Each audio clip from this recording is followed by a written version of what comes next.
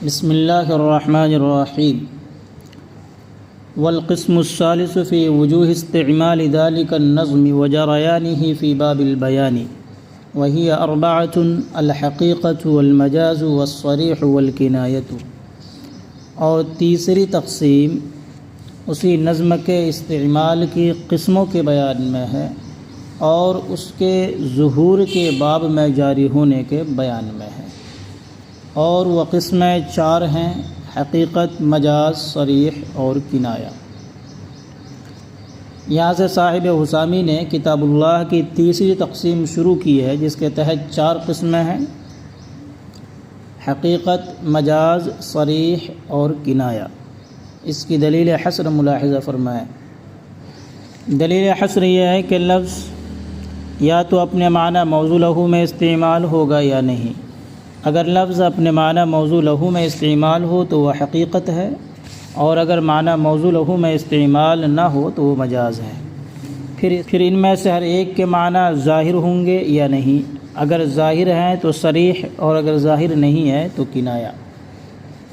اس کے بعد آپ ایک بات یہاں ذہن میں رکھیں کہ اصول فقہ کی کتاب اصول الشاشی اور اسی طرح نور الانوار کے اندر فی وجوہ استعمال ذالک جیسی تعبیر استعمال کی گئی ہے، لیکن صاحب حسامی نے وجریانہ فی باب البیان کا اضافہ کیا ہے۔ اس کی وجہ یہ ہے کہ دراصل ایک تقسیم اور ایک مقسم کی جو قسمیں ہوتی ہیں وہ آپس میں جمع نہیں ہوتی ہیں، حالانکہ اس تقسیم کے تحت بیان کردہ قسمیں آپس میں جمع ہو جاتی ہیں۔ مثلا ایک لفظ ہے، وہ اپنے معنی موضوع لہو میں استعمال ہو رہا ہے، حقیقت ہے، اور ساتھ ساتھ بالکل ظاہر ہے، اس کے معنی بالکل ظاہر ہیں، تو حقیقت کے ساتھ ساتھ وہ صریح بھی ہے۔ وہی لفظ یعنی معنی موضوع لہو میں استعمال ہے، اس کے معنی ظاہر نہیں ہے، تو کنایہ ہے وہ۔ اسے کہا جاتا ہے حقیقت و صریح، حقیقت و کنایہ۔ ایک لفظ ایک وقت میں حقیقت بھی ہے اور صریح بھی ہے، اسی طرح ایک لفظ ایک وقت میں حقیقت بھی ہے اور ساتھ ساتھ کنایہ بھی ہے۔ اسی طریقے سے مجاز ہے، ایک لفظ اپنے معنی غیر موضوع لہو میں مستعمل ہے اور ساتھ ساتھ صریح ہے تو وہ صریح ہے، اور اگر صریح نہیں ہے، ظاہر نہیں ہے، تو وہ کنایہ ہے۔ حالانکہ ایک مقسم کی قسمیں آپس میں جمع نہیں ہوتی ہے، یہاں حقیقت صریح کے ساتھ، حقیقت کنایہ کے ساتھ، مجاز صریح کے ساتھ، مجاز کنایہ کے ساتھ جمع ہو رہا ہے۔ تو صاحب حسامی نے فرمایا کہ نہیں، دراصل یہاں پر تقسیم دو ہے۔ لفظ کی ایک تقسیم من حیث الاستعمال، اس کے تحت دو قسمیں حقیقت اور مجاز۔ دوسری تقسیم من حیث الجریان، اس کی دو قسمیں صریح اور کنایہ، یعنی صریح اور کنایہ کا مقسم الگ ہے، حقیقت اور مجاز کا مقسم الگ ہے۔ جب مقسم الگ ہو گئے تو ظاہر ہے کہ ان کے قسموں کے آپس میں جمع ہونے پر کوئی اشکال نہیں ہونا چاہیے۔ تو اسی اشکال سے بچنے کے لیے صاحب حسامی نے جریان کا لفظ بڑھا دیا ہے۔ آگے عبارت ہے فالحقیقت اسم لکل لفظ ارید به ما وضع له، والمجاز اسم لکل لفظ ارید به غیر ما وضع له، لاتصال بینهما معنى كما في تسمیۃ الشجاع اسدا والبلید حمارا، او ذاتا كما في تسمیۃ المطر سماء، او ذاتا كما في تسمیۃ المطر سماء۔ حقیقت ہر اس لفظ کا نام ہے جس سے اس کے معنی موضوع لہو مراد لیے جائیں، اور مجاز ہر اس لفظ کا نام ہے جس سے غیر معنی موضوع لہو مراد لیے جائیں۔ لاتصال بینہما، ان دونوں کے درمیان یعنی معنی حقیقی اور معنی مجازی کے درمیان اتصال معنوی کی وجہ سے، کما فی تسمیۃ شجاع اسدا، جیسے بہادر انسان کو اسد شیر کہنا، اور بیوقوف اور کند ذہن کو گدھا کہنا۔ او ذاتاً، یا ان دونوں کے درمیان اتصال ذاتی ہو، جیسے بارش کو آسمان کہنا۔ یہاں صاحب کتاب نے حقیقت اور مجاز کی تعریف کی۔ حقیقت اور مجاز کی تعریف یہ ہے کہ اگر لفظ کے معنی موضوع لہو مراد ہوں، معنی موضوع لہو کسے کہتے ہیں؟ یعنی وہ معنی جس کے لیے لفظ کو واضعین نے، بنانے والوں نے بنایا ہے، اگر وہ معنی مراد ہوں تو وہ حقیقت ہے، اور اگر وہ معنی مراد نہ ہوں تو مجاز ہے۔ جیسے لفظ اسد ہے، اس کو بنانے والوں نے، واضعین نے اس کو بنایا ہے حیوان مفترس، ایک پھاڑ کھانے والے جانور کے لیے، تو اگر اسد بول کر کے حیوان مفترس، وہ پھاڑ کھانے والا جانور مراد لیا جائے تو اسد کے یہ حقیقی معنی ہوں گے۔ لیکن اگر کوئی اسد بول کر کے حیوان مفترس مراد نہ لے کر کے رجل شجاع مراد لیتا ہے، ایک بہادر آدمی مراد لیتا ہے، تو یہاں پر اسد کے معنی مجازی ہوں گے، رجل شجاع حقیقی معنی نہیں ہوں گے۔ اسی طرح لفظ حمار ہے، حمار کو واضعین نے، بنانے والوں نے بنایا ہے حیوان ناحق کے لیے، ہینچو ہینچو کرنے والے جانور کے لیے بنایا ہے۔ اگر حمار کا لفظ حیوان ناحق کے لیے استعمال ہو، گدھا بول کر کے گدھائی مراد لیا جائے تو اسے تو لفظ گدھا کے یہ حقیقی معنی ہوں گے۔ لیکن اگر گدھا بول کر بلید مراد لیا جائے، کند ذہن اور غبی مراد لیا جائے تو یہ گدھا کے معنی مجازی ہوں گے۔ آگے صاحب کتاب نے ایک بات کی طرف اشارہ کیا ہے، لاتصال بینہما معنی او ذاتن۔ دیکھیے کسی بھی لفظ کے معنی مجازی مراد لینے کے لیے شرط یہ ہے کہ معنی حقیقی اور معنی مجازی کے درمیان اتصال ہو۔ اتصال کا مطلب یہ ہے کہ دونوں کے درمیان کوئی مناسبت ہو، معنوی ہو یا صوری ہو۔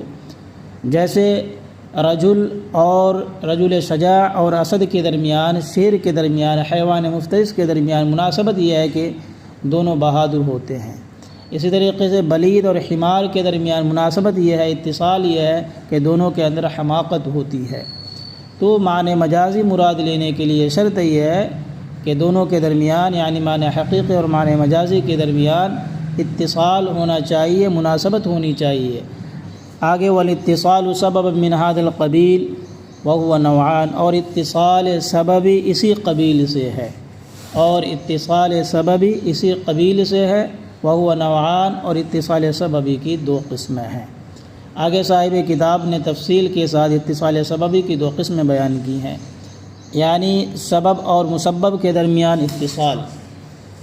اتصال سببی کی دو قسمیں بیان کی ہیں۔ ایک قسم ہے علت اور معلول کے درمیان اتصال، یعنی اتصال بین العلت والمعلوم، احدہما سے اس کو بیان کیا ہے۔ دوسری قسم ہے سبب اور مسبب کے درمیان اتصال، جس کو بیان کیا اتصال بین السبب والمسبب سے۔ احدہما اتصال الحکم بالعلت، ان میں سے ایک قسم حکم کا اتصال ہے علت کے ساتھ۔ حکم سے مراد معلول، یعنی معلول کا اتصال ہو علت کے ساتھ، کا اتصال الملک بالشراء، جیسے ملک کا اتصال شرا کے ساتھ۔ وَإِنَّهُ يُوجِبُ الْإِسْتِعَارَةَ مِنَ الطَّرَفَيْنِ، اور یہ کہ یعنی اتصال بین العلت والمعلول ثابت کرتا ہے استعارے کو طرفین سے۔ لِأَنَّ الْعِلَّةَ لَمْ تُشْرَعْ إِلَّا لِحُكْمِهَا، اس لیے کہ علت تو مشروع ہی ہوئی ہے اپنے حکم کو ثابت کرنے کے لیے۔ وَالْحُكْمُ لَا يَثْبُتُ إِلَّا بِعِلَّةٍ، اور حکم ثابت نہیں ہوتا ہے مگر علت کے ساتھ۔ فَاسْتَوَى الْاِتِّصَالُ، لہذا اتصال برابر ہو گیا۔ فَعَمَّتِ الْاِسْتِعَارَةُ، استعارہ جانبین سے عام ہو جائے گا۔ یہاں بتلانا مقصود یہ ہے کہ یعنی علت اور معلول کے درمیان جو اتصال ہوتا ہے وہ کس نوعیت کا اتصال ہوتا ہے؟ اتصال قوی ہوتا ہے۔ یہاں پر علت بول کر معلول مراد لینا اور معلول بول کر علت مراد لینا جائز ہوتا ہے۔ دراصل علت کو بنایا ہی اسی لیے جاتا ہے تاکہ وہ حکم کو ثابت کرے، یعنی جب جب علت پائی جائے گی تو معلول پایا ہی جائے گا، اس لیے ان دونوں کے درمیان اتصال قوی ہو گیا۔ جب علت پائی جائے گی معلول پایا جائے گا، یہ یقینی ہے، تو علت بول کر کبھی معلول مراد لے لیا جاتا ہے کہ وہ تو پایا جانا ضروری ہی ہے، پایا ہی جائے گا، تو علت بول کر معلول مراد لے لیا جاتا ہے۔ اسی طریقے سے معلول جب پایا جا چکا ہے تو علت ظاہر ہے پائی گئی ہوگی، اس لیے معلول بول کر علت مراد لے لی جاتی ہے۔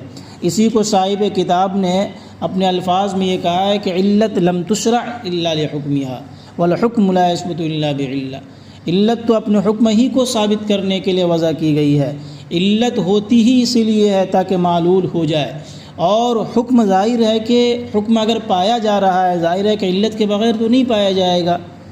تو یہاں پر اسی کو بتلایا وَإِنَّهُ يُوجِبُ الْاِسْتِعَارَةَ، جب ایسی صورت حال ہے تو جب کبھی علت بولی جائے تو سمجھ لو کہ معلول پایا جائے گا، اور جب معلول پایا جا چکا ہے تو انہوں نے علت پائی گئی ہے تو علت بول کر معلول مراد لینا اور معلول بول کر علت مراد لینا جائز ہے۔ آپ یوں سمجھ لیں جیسے کمرے کے اندر لائٹ جل رہی ہے تو لائٹ کے جلنے کے لیے ایک تو ہے کہ لائٹ کا آنا بجلی کا آنا ہے، دوسرا ہے بٹن کا دبانا۔ تو بٹن بمنزلہ علت ہے اور بجلی بمنزلہ سبب ہے۔ اس کو ذرا آپ سمجھ لیں، ایک ہے سبب اور ایک علت۔ سبب کیا ہوتا ہے؟ مفضل الحکم ہوتا ہے، یعنی حکم تک پہنچانے والا ہوتا ہے، ضروری نہیں ہے کہ وہ آپ کو حکم تک پہنچا ہی دے۔ جبکہ علت کیا ہوتی ہے؟ حکم تک پہنچانے والی ہوتی ہے۔ جب علت پائی جائے گی تو معلول پایا جائے گا، لیکن جب سبب پایا جائے گا تو مسبب کا پایا جانا ضروری نہیں ہے۔ جیسے جب بجلی آئے گی تو کمرے کی لائٹ کا جلنا ضروری نہیں ہے، اس لیے ہو سکتا ہے کہ بٹن بند ہو تو لائٹ نہیں جلے گی، لیکن جب بٹن دبے گا تو ظاہر ہے کہ لائٹ جلے گی۔ تو لائٹ کے جلنے کے لیے بٹن علت ہے اور بجلی کا آنا سبب ہے۔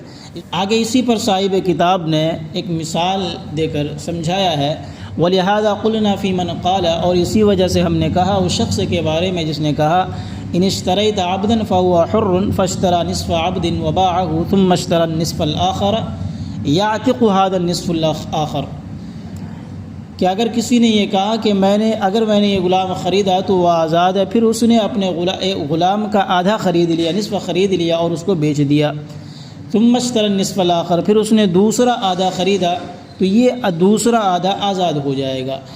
ولو قال ان ملکت، اور اگر اس نے کہا ان ملکت، اگر میں مالک ہوا، لا یعتق، تو یہ نصف آخر آزاد نہیں ہوگا جب تک کہ جمع نہ ہو جائے پورا غلام فی ملکی ہی، اس کی ملکیت میں۔ فَإِنْ عَنَا بِأَحَدِهِمَا الْآخَرَ، پس اگر وہ مراد لے ان دونوں میں سے، یعنی ملک یا شرا، ان میں سے کسی ایک سے دوسرے کو مراد لے، تَعْمَلُ نِيَّتُهُ فِي الْمَوْضِعَيْنِ، دونوں جگہوں پر اس کی نیت قابل عمل ہوگی، لیکن فیما فیہ تخفیف علیہ لا یصدق فی القضاء ویصدق دیانتا، لیکن جہاں پر اس پر یعنی حالف پر تخفیف ہوگی اس کی تصدیق نہیں کی جائے گی قضاء، البتہ تصدیق کی جائے گی دیانتاً۔ اس کو ذرا سمجھیے، ملک اور شرا ان دونوں کے درمیان علت اور معلول کا اتصال ہے، علت اور معلول والا تعلق ہے، لہذا ملک بول کر شرا مراد لینا اور شرا بول کر ملک مراد لینا جائز ہے۔ اس مثال کو آپ یوں سمجھیے، اگر کوئی شخص یہ کہتا ہے ان اشتریت عبدا فہو حر، اگر میں نے غلام خریدا تو وہ آزاد ہے، پھر اس نے کیا کیا؟ اس غلام کا آدھا خریدا، پھر اس کو بیچ دیا، پھر دوسرا آدھا خریدا۔ جب یہ دوسرا آدھا خریدے گا تو وہ دوسرا آدھا غلام آزاد ہو جائے گا۔ اس کے بجائے اگر وہ کہتا ان ملکت عبدا فہو حر، اگر میں غلام کا مالک ہوا تو وہ غلام آزاد ہے، پھر اس نے اسی طرح آدھا غلام خریدا، اسے بیچ دیا، پھر اس کے بعد آدھا غلام خریدا، تو یہ آدھا غلام دوسرا نصف آخر یہ آزاد نہیں ہوگا۔ وجہ اس کی یہ ہے کہ شرا کے لیے، خریدنے کے لیے کسی بھی چیز کا مکمل طور پر خریدنا ضروری نہیں ہے۔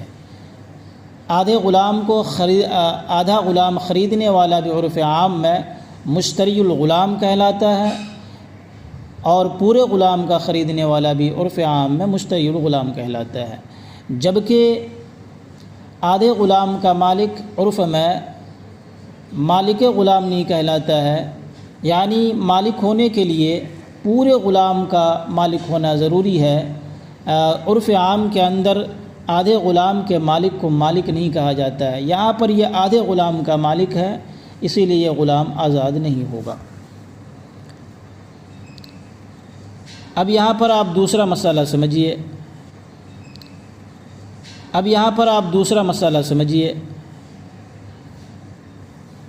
اب فَإِنْ عَنَا بِأَحَدِهِمَا الْآخَرَ سے سمجھیے۔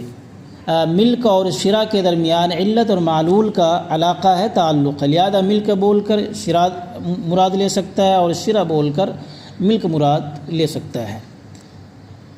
جیسے ان اشتریت عبدن کا ہے اور مراد لے ملکتو، اور ملکتو کا اور مراد لے اشتریت، یہ جائز ہے۔ لیکن آگے صاحب حسامی نے کہا کہ لیکن فیہما تخفیف، اس کا مطلب یہ ہے کہ جس صورت میں متکلم کا فائدہ ہو رہا ہو قضاءً، وہاں پر اس کی تصدیق نہیں کی جائے گی، کیسے؟ ایک شخص ملک بول کر شرا مراد لیتا ہے کہ اگر میں غلام کا مالک ہوا تو وہ آزاد ہے۔ ظاہر ہے کہ غلام آزاد ہو جائے گا، اس میں متکلم کا فائدہ نہیں ہے، تو یہاں پر اس کی بات کی تصدیق کر دی جائے گی قضاءً بھی اور دیانتاً بھی۔ لیکن اگر وہ شرا بولتا ہے اور شرا بول کر ملک مراد لیتا ہے تو یہاں پر چونکہ ملک مراد لینے کی صورت میں غلام آزاد نہیں ہوگا، متکلم کا فائدہ ہو رہا ہے، متکلم پر تخفیف ہو رہی ہے، لہذا قضاءً یعنی قاضی کی عدالت میں اس کی بات نہیں مانی جائے، کہا جائے گا کہ نہیں، تم نے یہاں پر شرا بول کر ملک اس لیے مراد لی ہے تاکہ تمہارا فائدہ ہو جائے، تو قضاءً اس کی تصدیق نہیں کی جائے گی، البتہ دیانتاً یعنی بینہ و بین اللہ وہ سچا ہوگا، اللہ تعالیٰ اس کو اس کا اجر دے گا۔ لیکن دنیاوی امور میں، دنیاوی فیصلوں میں چونکہ بظاہر اس کو فائدہ ہو رہا ہے، اس لیے اس کی تصدیق نہیں کی جائے گی۔ یہاں تک بات ہوئی اتصال بین العلت والمعلول۔ خلاصہ کلام یہ ہے حقیقت اور مجاز کے درمیان اتصال ہو، اور اتصال سببی ہو، پھر اتصال سببی میں سے بھی اتصال بین العلت والمعلول ہو، وہاں پر استعارہ من الطرفین جائز ہے، یعنی علت بول کر معلول مراد لینا اور معلول بول کر علت مراد لینا جائز ہے۔ دوسری قسم ہے اتصال بین السبب والمسبب، جیسے اتصال ضعیف ہوتا ہے، اس دونوں طرف سے استعارہ جائز نہیں ہوتا بلکہ ایک طرف سے ہوتا ہے، یعنی سبب بول کر مسبب تو مراد لیا جا سکتا ہے لیکن مسبب بول کر سبب مراد نہیں لیا جا سکتا ہے۔ اب صاحب کتاب نے اس کی وضاحت مثالوں سے کی ہے، ذرا اس کو سمجھیے۔ والثانی اتصال الفرع بما هو سبب محض ليس بعلة وضعت له كاتصال زوال ملك المتعة بألفاظ العتق تبعا لزوال ملك الرقبة۔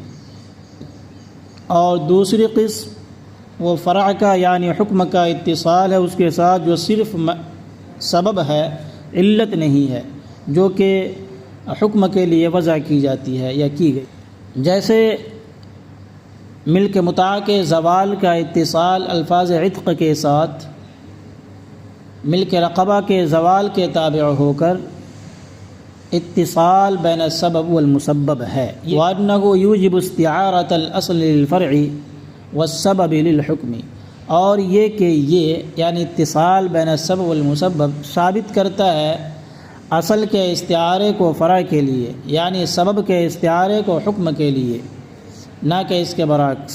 لأن اتصال الفرع بالاصل فی حق الاصل فی حکم العدل، اس لیے کہ فرع یعنی حکم کا اتصال اصل یعنی سبب کے ساتھ اصل کے حق میں عدم کے حکم میں ہے، لاستغنائه عن الفرع، اس کے فرع یعنی حکم سے مستغنی ہونے کی وجہ سے، بے نیاز ہونے کی وجہ سے۔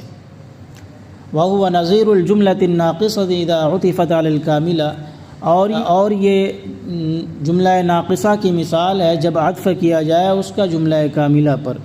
توقف اول الکلام علی آخرہ، تو اول کلام موقوف ہو جائے گا آخر کلام پر، آخر کلام کو صحیح کرنے کے لیے اور آخر کلام کا اول کلام کا محتاج ہونے کی وجہ سے۔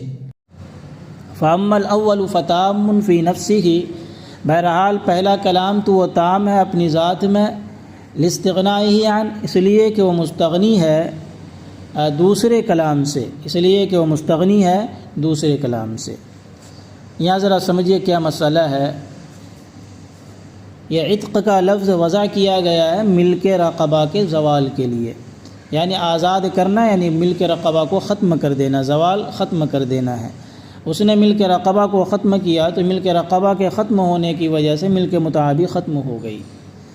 یہاں پر کیا ہوا ہے، ملک متاع کا زوال لفظ عتق کے ساتھ متصل ہے، لیکن کس کے واسطے سے؟ ملک رقبہ کے واسطے سے ہے، تو لفظ عتق سے ملک متاع ثابت ہوتی ہے لیکن براہ راست ثابت نہیں ہوتی ہے، بلکہ ملک رقبہ کے زوال کے واسطے سے تابع ہو کر کے ثابت ہوتی ہے۔ یہاں پر استعارہ ایک طرف سے صحیح ہوگا، لہذا یہاں پر عتق بول کر زوال ملک متاع مراد لینا تو صحیح ہوگا، لیکن زوال ملک متاع بول کر عتق مراد لینا صحیح نہیں ہوگا۔ اسی کو فرمایا وَأَنَّهُ يُوجِبُ اسْتِعَارَةَ الْأَصْلِ لِلْفَرْعِ وَالسَّبَبِ لِلْحُكْمِ دُونَ عَكْسِهِ۔ یہاں پر ایک بات اور یاد رکھیں کہ سبب ہمیشہ حکم تک نہیں پہنچاتا ہے. جیسے اس نے باندی سے کہا عتقت کی تو آزاد ہے اور ملک رقبہ زائل ہوگی تو ساتھ ساتھ ملک متاع بھی زائل ہوگی. لیکن اگر یہی لفظ عتق کا استعمال کیا جائے غلام کے حق میں تو وہاں ملک متاع ہوتی ہی نہیں ہے، تو وہاں ملک متاع کے زوال کا ثبوت بھی نہیں ہوگا. تو پتہ یہ چلا کہ سبب جو ہوتا ہے اس کے لیے مسبب کا پایا جانا ضروری نہیں ہے، اس لیے یہاں پر استعارہ ایک ہی جانب سے ہوتا ہے. آگے بطور دلیل یہ کہہ رہے ہیں کہ فرع یعنی حکم کا جو اتصال ہے اصل کے ساتھ، یا اصل کے حق میں کیا ہوتا ہے، معدوم کے حکم میں ہے. وہ اس لیے کہ سبب اپنے وجود میں مسبب کا محتاج نہیں ہوتا، سبب اپنے وجود میں مسبب کا محتاج نہیں ہوتا. گویا کہ مسبب سبب کے لیے معدوم کے درجے میں ہے، گویا کہ مسبب سبب کے لیے معدوم کے درجے میں، لیکن مسبب اپنے وجود میں سبب کا محتاج ہوتا ہے، اس لیے حکم کے حق میں، فرع کے حق میں معدوم کے درجے میں نہیں ہوگا. البتہ فرع کا اتصال یعنی حکم کا اتصال اصل یعنی سبب کے ساتھ یہ کس کے درجے میں ہوگا، اصل کے حق معدوم کے درجے میں ہوگا. یعنی حکم معدوم ہوتا ہے پھر بھی سبب پایا جاتا ہے، لیکن اگر سبب معدوم ہو تو حکم نہیں پایا جائے گا. اس کو سمجھانے کے لیے انہوں نے کہا الاستغناء عن الفرع، اس لیے کہ یہ جو سبب ہوتا ہے یہ مستغنی ہوتا ہے فرع سے، اپنے وجود میں اپنے وجود کو ثابت کرنے کے لیے فرع سے مستغنی ہوتا ہے. اس کو صاحب کتاب نے مثال سے سمجھایا ہے کہ جملہ ناقصہ کا عطف اگر جملہ کاملہ پر کیا جائے تو یہاں پر توقف ایک جانب سے ہوتا ہے اور دوسرا اس کے لیے معدوم کے درجے میں ہوتا ہے. جیسے زید قائم، یہ جملہ کاملہ ہے، جملہ تامہ ہے. اس کے ساتھ و بکر، صرف بکر کا لفظ یہ جملہ ناقصہ ہے، بکر جو ہے ناقص ہے. پھر یہاں اس پر کیا کیا گیا کہ زید قائم ایک مکمل کلام ہے فی نفسی ہی، یہ وہ بکرون سے مستغنی ہے، لیکن بکرون کے مفہوم کو صحیح کرنے کے لیے بکر کو موقوف کر دیا گیا، یعنی اس کا عطف کیا گیا زید قائم پر، تاکہ اس کا مفہوم کیا ہو جائے، صحیح ہو جائے. زید قائم بکر کے بغیر بھی درست ہے، جیسے کہ سبب مسبب کے بغیر بھی درست ہوتا ہے. بکر مسبب کے درجے میں ہے، یہ زید قائم کے بغیر درست نہیں ہو سکتا. بکر یہاں پر جملہ ناقصہ، زید قائم جملہ کاملہ کے بغیر صحیح نہیں ہو سکتا. اسی طرح سے مسبب ہوتا ہے کہ وہ سبب کے بغیر درست نہیں ہوتا ہے. اس کو صاحب کتاب نے مثال کے ذریعے سمجھایا ہے. دیکھو یہ آخر میں سوال کر رہے ہیں کہ اتصال صوری اور اتصال معنوی کی تعریف بتلا دیجئے. اچھا، اتصال صوری اور اتصال معنوی. دیکھو اتصال صوری کو اتصال ذاتی بھی کہا جاتا ہے. اگر معنی حقیقی اور معنی مجازی کے درمیان مجازی کے درمیان تشبیہ کا علاقہ نہ ہو تو اتصال صوری اور اتصال ذاتی کہلاتا ہے. اور اگر معنی حقیقی اور معنی مجازی کے درمیان تشبیہ کا علاقہ ہو تو اتصال معنوی کہلاتا ہے. جیسے کتاب میں ہے لاتصال بینہما معنی، تو یہاں پر کیا ہے، اتصال معنوی ہے، یعنی معنی حقیقی اور معنی مجازی کے درمیان تشبیہ کا علاقہ ہے. زید کو یا رجل شجاع کو اسد سے تشبیہ دی گئی ہے، اسی طریقے سے بلید کو، کند ذہن کو، بے وقوف کو حمار سے تشبیہ دی گئی ہے.